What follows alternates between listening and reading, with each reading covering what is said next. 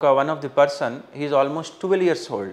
So ఎప్పుడైతే స్కూల్కి వెళ్ళాలి అని అనుకుంటాడో, ఎప్పుడైతే స్కూల్కి వెళ్ళాల్సిన సిచ్యువేషన్ వస్తుందో అతని ఫేస్లో నుంచి బ్లడ్ వస్తుంది, ఇలా ఇలా ఇలా ఇలా ఇలా ఇలా.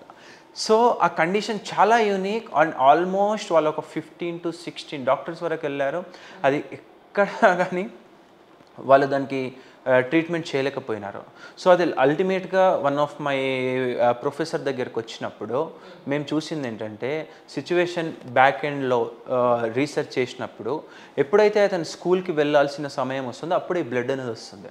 సో దీనికి మెయిన్ రీజన్ ఏంటంటే, ఎప్పుడైతే ఒక థ్రెట్ అనేది మన బ్రెయిన్ భావిస్తుందో, ఓకే నెక్స్ట్ సిచ్యువేషన్ అనేది ఒక థ్రెట్ అనేది మన బ్రెయిన్ భావిస్తుందో, తన బాడీలో ఉన్న సింపాథెటిక్ నర్వస్ సిస్టమ్ యాక్టివేట్ అవుతుంది.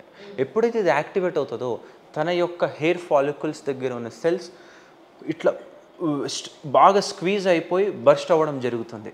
అందుకే ఈ హెయిర్ ఫాలికల్స్ ఉన్న ఏరియాల నుంచి బ్లడ్ రావడం జరుగుతుంది. అంటే స్కూల్కి వెళ్ళడం అతనికి ఇష్టం లేదా, ఎందుకో భయపడుతున్నాడు.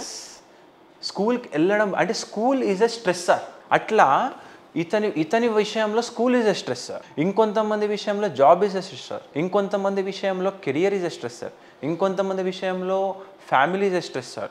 సో ప్రతి ఒక్కరికి ఈ యొక్క జనరేషన్లో, దిస్ 21st centuryలో అండ్ దిస్ 2025 yearలో, due to the lot of competition, due to lot of races from the all around the segments, ప్రతి ఒక్కరికి ఏదో ఒక బర్డెన్, మెంటల్ ట్రామా అనేది వస్తుంది.